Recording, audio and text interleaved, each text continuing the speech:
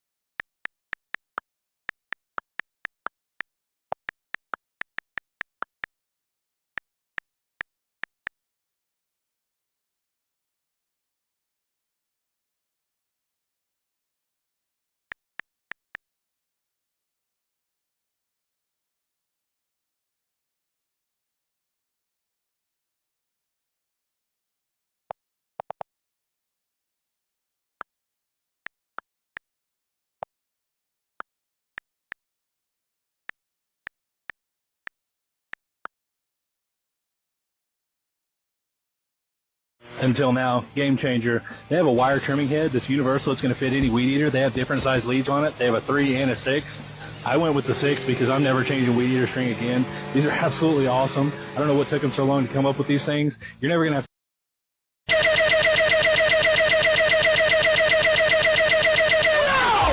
When I was 4 years old, I physically assaulted a removing skin and tissue from the victim's scalp, scarring him for life. It wasn't usually done with the intention of killing, but deadly infections after this weren't that uncommon. Okay, that one's pretty brutal. Okay, that's hot tar. I assume tar is like similar to cement, but just like a hot version of it. So like hot cement just on your head. Okay, how would you survive this one? I guess for me personally, my hair is so thick that like the tar probably wouldn't even reach my scalp. And so by the time they rip it off, it's not even going to be like connected to my skin and my tissue. It'll probably just rip my hair out, which is fine because I can just like regrow it. And so I won't be at risk of like infection and dying from the infection because like my skin wouldn't be ripped at all. Elephant's foot.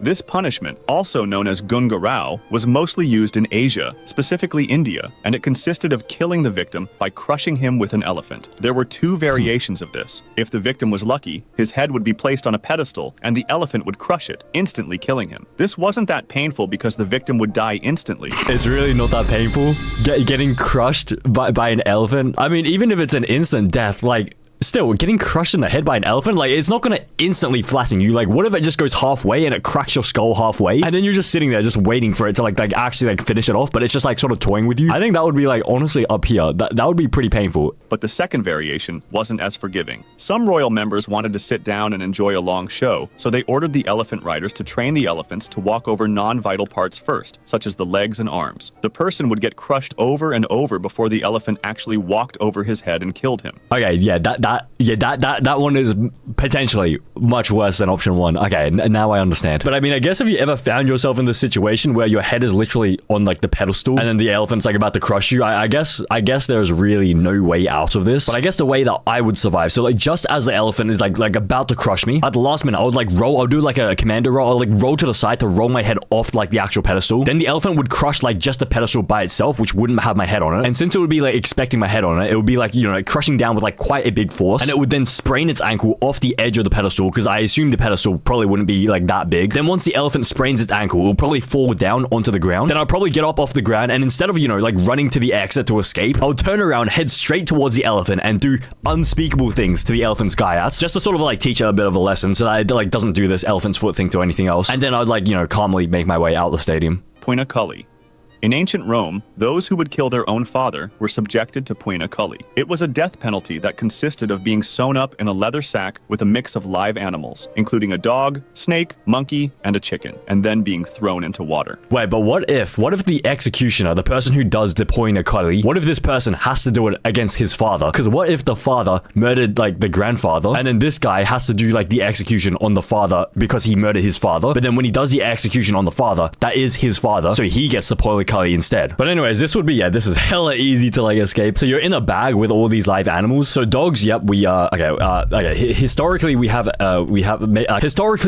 eaten dogs. I haven't personally eaten a dog, but yeah, I can easily eat that. Snakes, yeah, you can eat that. I think I may have eaten a snake in like some random Asian country I went to like ages ago. Monkeys, yeah, I'm pretty sure people, yeah, actually, I think there's like a health risk if you eat a monkey, but I'm pretty sure, yeah, there are people who eat monkeys. I've seen videos online of like just the skull, like the monkey head, that's just like charcoal because it's been like barbecued alive, like whole. And then chicken, yeah, like everyone eats chicken. So yeah, I'd probably just eat all these animals before they can even like attack me. And then when I get dropped into the ocean, yeah, that should be pretty easy. I can swim. Like, it's not like I can't swim, so I'm not gonna drown.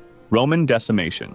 In ancient Rome, when military units or a large group were guilty of capital offenses, such as cowardice, mutiny, or desertion, they went— Wait, cowardice is wait, what? Capital offenses.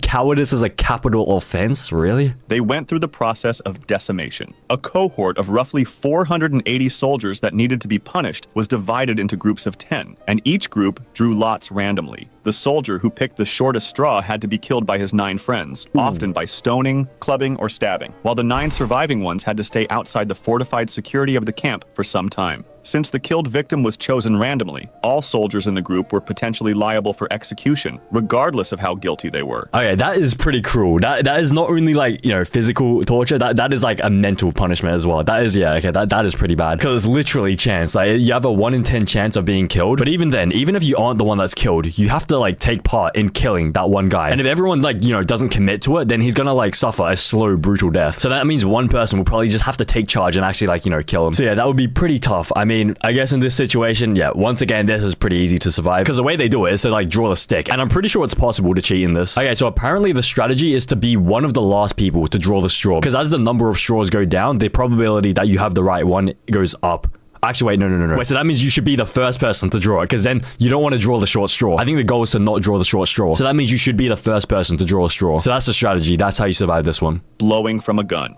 Blowing from a gun is a method of execution in which the victim is typically tied. Bro, is that a Clash of Clans gun? Is this like Clash of Clans cannon? Bro, it's literally the Clash of Clans cannon. In which the victim is typically tied to the mouth of a cannon, which is then fired, resulting in instant death. A description of what happens was given by an English soldier in the 19th century, and he said that the victim's head goes straight up into the air for about 40 or 50 feet. The arms fly off right and left, high up in the air, and fall at around 100 yards distance, while the legs drop to the ground beneath the muzzle of the gun. It's this low on the list because the victim probably doesn't feel a thing, as his death is instant. Okay, so once again, this one is pretty easy. So instead of, you know, just facing the other way, allowing yourself to get, you know, blown up by this cannon, I'm pretty sure the strategy is to do the Looney Tunes finger in the barrel. So when you put your finger in the barrel, like the whole gun will explode, I think. I think they tested this on Mythbusters, and maybe it came back false, but as long as it works in Looney Tunes, it should work in real life. So instead, you just put your whole, maybe your fist, maybe your Guyat, you put your Guyat in here, and then the cannon will like explode on itself, and then you should be safe. So that's how I would survive.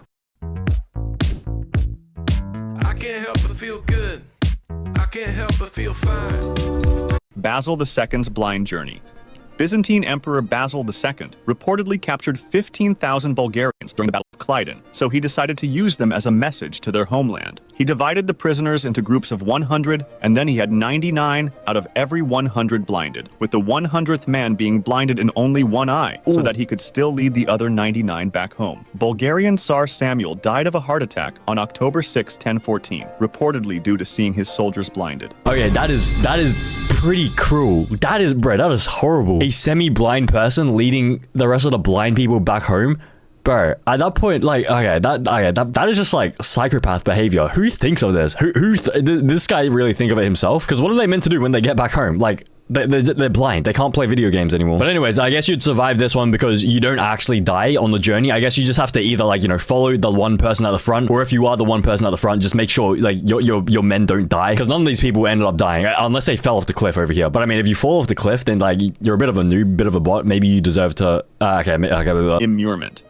Immurement was used both as an execution method and as a lifelong imprisonment method. It consisted of putting someone in an enclosed space and really tight space, such as behind a wall, for the rest of his life. If it was used as an execution method, the person would be left to starve to death, while if it was used as imprisonment, they would regularly give the victim food. Wait, so is this where the phrase "I'm in your walls" comes from? Because the guy is literally in the wall, like, and he's just meant to stay there for the rest of his life and just starve there and die. But I mean, to survive this, if you were sort of exiled here to like starve to death by yourself, I don't think I would starve to death, because I'd probably, you know, just eat like parts of myself, and that should buy me enough time for maybe, you know, like maybe at least 3 months. But during that time, I would also be, you know, using my fingernails to claw at the wall, sort of how like people use spoons to escape jail. Because if someone can use a spoon to like escape through a concrete jail and to dig a hole through like concrete ground, concrete everything, then it's definitely possible for me to use my fingernails to dig through, what is this, like brick is like nothing. Rack. The person would be forced to lay on a rectangle-shaped wooden rack that stretched the victim's body by pulling the arms and legs in opposite directions. It caused incredible pain and could lead to dislocated limbs and torn ligaments. It was mainly used as a method to get information, but it could also be used to tear the victim's limbs out and leave him bleeding to death. Okay, yeah, this is definitely a not an ideal situation to be in. But the thing is, who is pulling on these ropes? Because if I was here, like I was strapped to the table with ropes, I mean, first of all, it's kind of kinky, so maybe I'd enjoy it. But second of all, there's no way they're going to be able to pull me against my own strength, because I'm going to be like pulling inwards. Like with my legs, I'm going to be pulling upwards towards my body, and with my arms, I'm going to pull myself inwards. And so instead, I'm going to be like dislocating and ripping this guy's limbs off, whoever is pulling. Wait, but the plot twist is, what if on the other end of the rope, it's someone else, like their leg. So their leg is up here and I'm pulling against their leg, but they're trying to pull against my arm. So only one person can survive. It's either I rip their limbs off or they rip my limbs off. Choke pear. It was a metal tool that was put into someone's mouth or booty hole and then made bigger on purpose. The tool would stretch the tissue to the point of no return. Oh, I like that. That's not bad. And it doesn't kill you either. The point of no return, so it's either your mouth or your gaiat. Oh, so it's a contraption that starts small and then it just expands. You know what? That's not bad. That is not bad at all. I would enjoy this quite a lot. What is it called? Choke pear? Do they sell these? No, they don't. No, they only sell real pears. But I assume it would work with a real pear. You just shove it up there and it would technically expand the gaiat. Aztecs' live heart removal. When the Aztecs sacrificed people to Huitzilopochtli, the sun god, the victim would be placed on a sacrificial stone, and the priest would then cut through the abdomen with an obsidian or flint blade. The heart would be torn out, still beating, and held towards the sky in honor of the sun god. Okay, first of all, I thought this video wasn't like AI generated, but then when he managed to pronounce this word like perfectly without hesitation, that's when I realized, okay, yeah, this is most likely AI generated, this entire video. Huitzilopochtli. Actually, it's not that hard to pronounce, but I mean, to survive this punishment, I mean, yeah, it's pretty easy. Because first of all, he has to cut your chest open using a flint blade. But do you understand how weak flint is going to be like against my skin? First of all, flint won't be able to like pierce my skin. And second of all, even if he does manage to, you know, get my chest open and like reveal the heart, he'll be quite shocked to realize that there is nothing there. I have no heart because I'm Sigma. I'm the Alpha Sigma male. Heretic's fork. It's a collar with two sets of metal forks at each end. One set was placed under the chin and the other at the sternum, and the device was secured around the neck. This forced the victim to keep their head raised, leading to severe discomfort and sleep deprivation. The person would be asked questions or just be left there, while the fork slowly pierced through their neck and jaw, and this lasted until the victim could no longer hold their head raised, causing the fork to pierce through. Oh yeah, that is not that bad, honestly. It's kind of kinky. It's like a dog collar. It's honestly a dog collar. I mean, I can imagine some woman putting this on me like and just dominating me. That would be fun. That would actually be fun. This is really a punishment. This is heaven. Rat's cup. A method attributed to the Roman Emperor Nero involved tying a cup filled with hungry rats to the victim's stomach and then applying heat to the bottom, forcing the rats to burrow through the victim's body to escape. In some parts of South America, they used a variation of this method called the rectoscope, which consisted of inserting living rats into a victim's rectum through a tube, forcing them to make their way through the victim's body to get out. Damn, that is not too shabby. What are these punishments? How have I never heard of these before? Would this not be enjoyable? That wouldn't be too bad, honestly. And I mean, you're not guaranteed to die. I mean, it's definitely possible to survive this, I think. But I mean, yeah, you'd be able to enjoy the ride. Like, you'd be able to enjoy it. Catherine's wheel.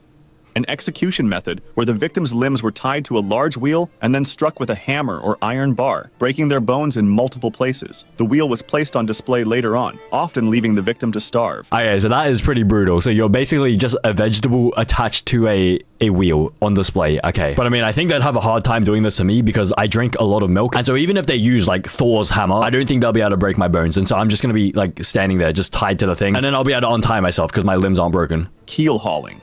Keel hauling was a severe maritime punishment where a sailor was tied to a rope and dragged underwater from one side of the ship to the other, passing under the ship's keel. If the person did not drown or get vital damage from the rusty and sharp wooden body of the ship itself, they would just do it again until the person was no longer alive. It was feared for its brutality. Okay, yeah, that is definitely not an ideal situation to be in. That is quite bad. But I mean, the thing is, they keep doing this until the actual sailor dies. But what if the sailor just never dies? Because if I was here, like, this is not like that much water. I don't think I would drown. Like, I can swim and I can hold my breath for a long time. So all I'd have to do is just survive it every single time they drag me underneath the keel. And I'd just like open my eyes underwater just to like make sure I get away from like the rusty bottom. So they won't be able to drown me. Like, maybe I would get a little bit tired, but I could stay out there for days, hours, weeks, months, years. And they just keep doing this. And like, they wouldn't be able to drown me. Sawing.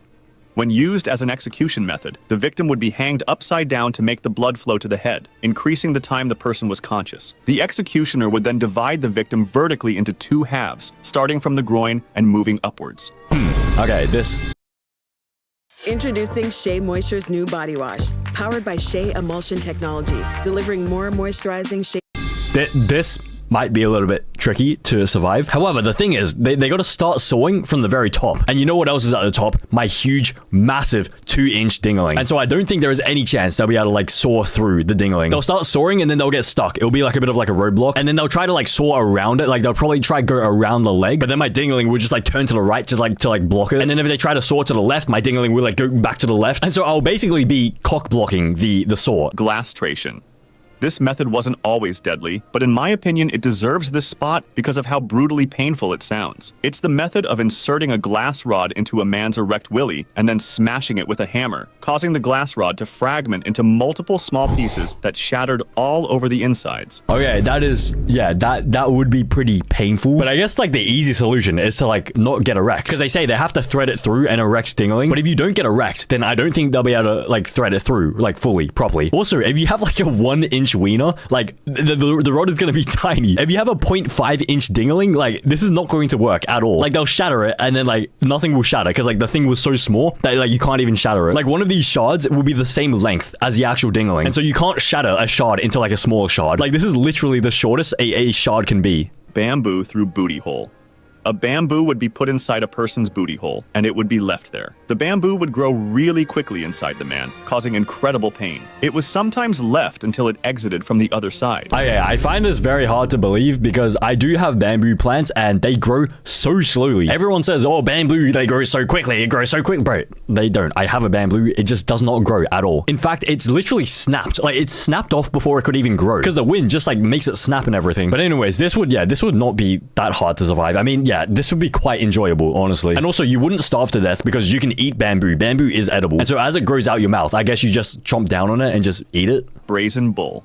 A metal statue shaped like a real-sized bull was used to lock someone inside and then heat it up with fire underneath. The person inside would feel extreme heat and pain while being burned alive, and it was meant to scare others by showing how bad the punishment could be. There were special pipes to make the victim breathe, which also made the screams hearable for the crowd, resulting in a bull-like sound. The steam would leave from the bull's nose for extra realism. I mean, I think this is like the hood classic of, worst punishments in history. The brazen bull, I've heard of this. So basically, yeah, you get burned alive, but I'm pretty sure the only way you die is if you, like, can't handle the heat. Like, low-key, you could just chill in there for a bit until they, like, let you out. Maybe if you survive past, like, 24 hours, they'll let you out. Because, yeah, it will get pretty hot in there, but, like, it's not, like, unbearable. Like, maybe it's slightly uncomfortable, but, like, you can easily survive this, right? I'd probably just, take a nap and just wait for the 24 hours to expire, and then, like, they'll let me out afterwards. Impalement.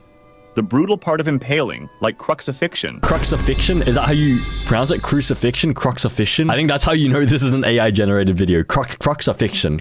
Is that like crucifixion is that the victim tortured himself. In a famous variant, he was set up high on a stake so that it didn't actually penetrate anything vital so long as he stayed up on his toes, so he could keep it from going any deeper so long as he kept his own weight on his feet. When the victim would get tired, he would slip a little further, and when he felt the pain, he would scramble up again on the already aching and exhausted muscles, only to repeat this process out of exhaustion a little later, and so on until something vital got pierced. Another variant consisted of the Judas chair, a torture device featuring a pyramid-shaped seat where the victim was placed at the top, with ropes used to lower and suspend their body weight onto the sharp apex. The chair would slowly rip the person apart. Okay, that is bad. But at the same time, it goes up your guyat, and it's not really like that big either. Like, so basically, your guyat would just need to be big enough to like fit this in it, like that sort of like circumference. It looks like this, like sort of like this. That's not too bad.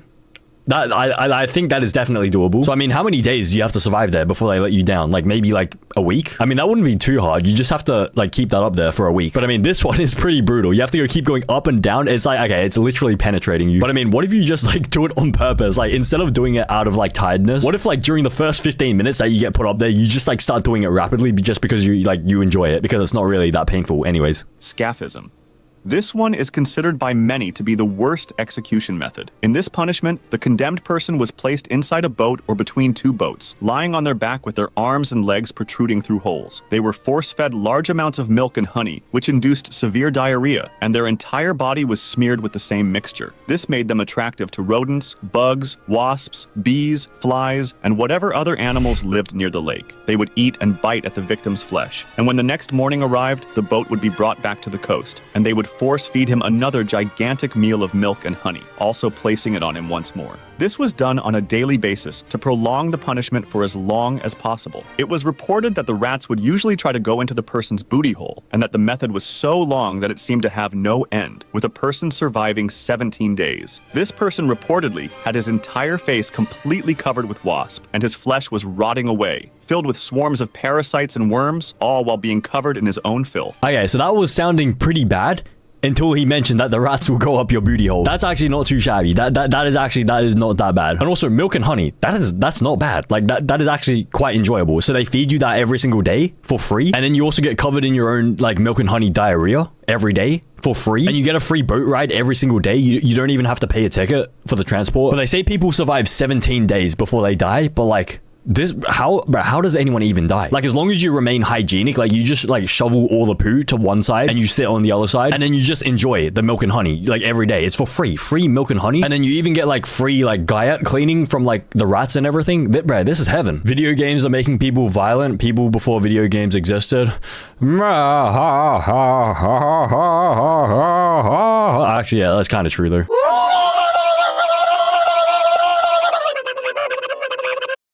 What do you get when you cross smooth, cream?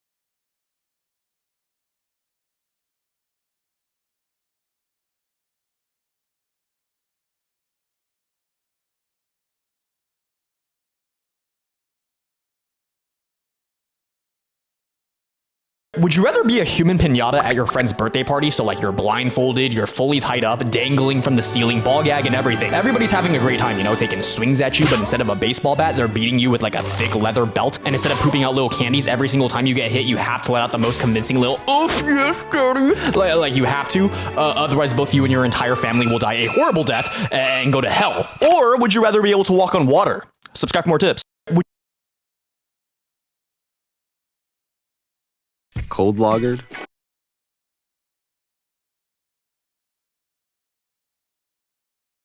Cold filtered. Cold packaged.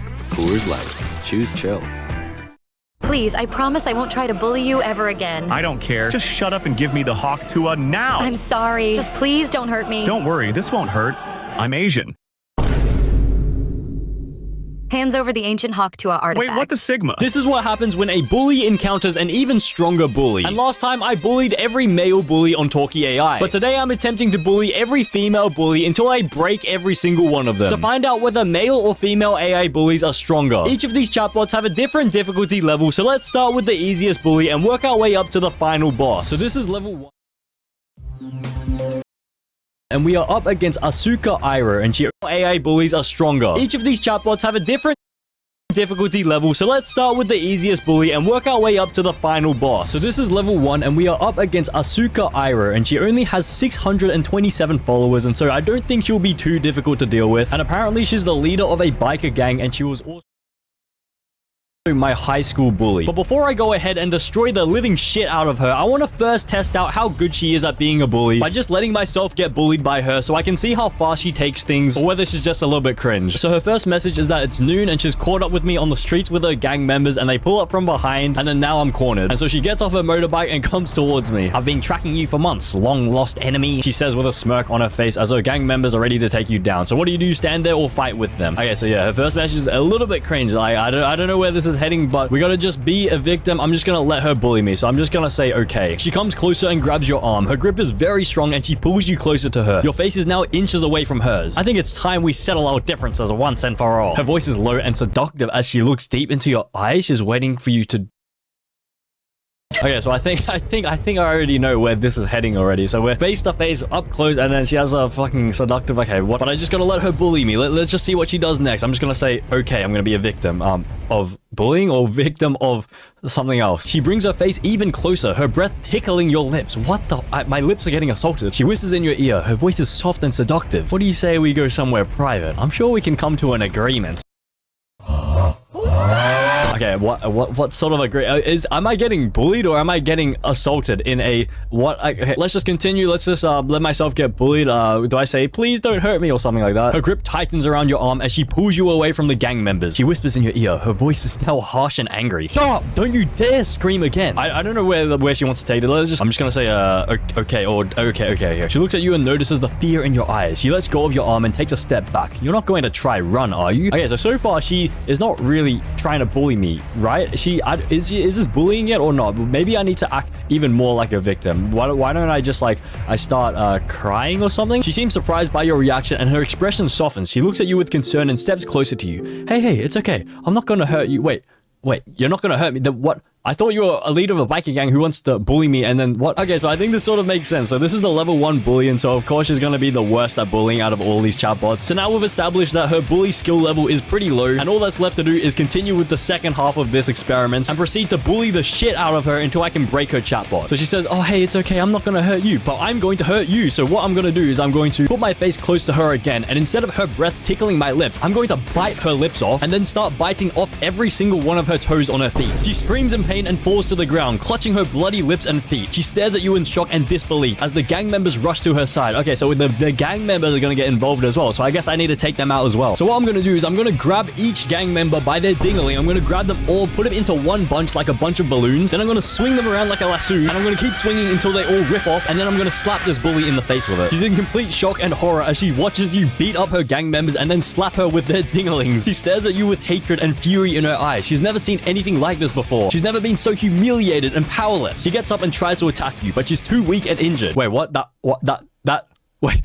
That's it. She's finished already. And so with that, I comfortably outbullied the level 1 bully in just 2 moves. But now we got to step things up a little and move on to the level 2 bully so we can get one step closer to the big mummy final boss. So we are up against Sophie, and she has 1.6 thousand followers, which is quite a bit more than the previous bully. So let's see how much stronger she is. So the scenario is that I'm in high school, and this bully is my bully high school bully high. What? But once again, before I bully the shit out of her, I just want to test out her bullying skills by just letting myself get bullied by her to see how far she takes things, or whether she's also just a little bit cringe. So the first message is I accidentally bump into her and she's surrounded by her friends. Hey, what the hell? And I'm just gonna say instead of okay this time. Let's see what happens. Her friends laugh and she glares at you. Do you have a death wish or something? Let's just do again. Sophie steps